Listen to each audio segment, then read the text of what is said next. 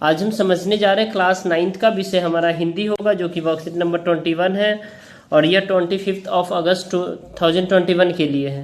तो dear student, इससे पहले जो हमारी वर्कशीट कंटिन्यू चल रही है 2 बैलों की कथा, वही आज भी कंटिन्यू है। तो चलिए स्टार्ट करते हैं। प्यारे बच्चों, 2 बैलों की कथा पाठ के अगले अंश को पढ़कर नीचे दिए गए प्रश्नों का हम उत्तर देंगे। तो आज दोनों के सामने फिर वही सूखा भूसा लाया गया। दोनों चुपचाप खड़े रहे। घर के लोग भोजन करने लगे। उस वक्त छोटी सी लड़की 2 रोटियां निकली और दोनों के मुंह में देकर चली गई। उस एक छोटी से इनकी भूख तो क्या शांत होती, पर दोनों के हृदय को मानो भोजन मिल गया हो।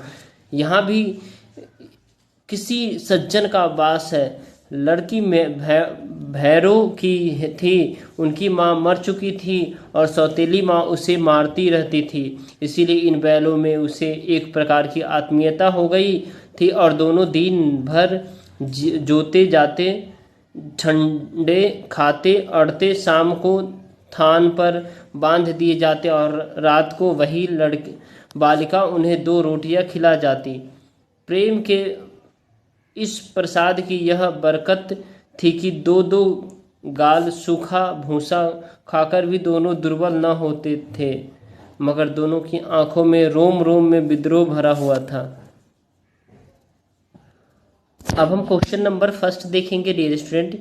किनके सामने कैसा भूसा लाया गया था? तो हीरा और मोती के सामने सूखा भूसा लाया गया था। ठीक है। अब क्वेश्चन नंबर इसी में 2 देखेंगे।